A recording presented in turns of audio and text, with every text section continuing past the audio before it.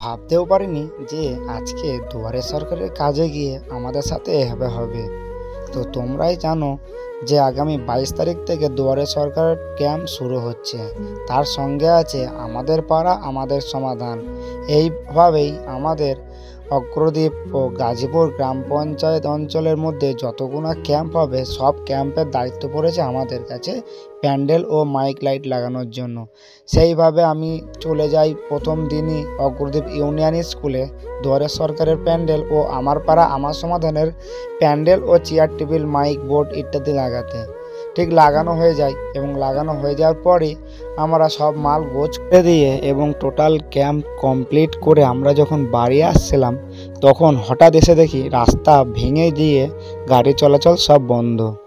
আমরা যখন যাই তখনই দেখছিলাম জেসিবি করে সেই রাস্তাটা খোঁড়া হচ্ছিল এবং পাশের যে রাস্তাটা কমপ্লিট হয়ে গিয়েছে সেই রাস্তা দিয়ে যাওয়া আসা করা হচ্ছিল।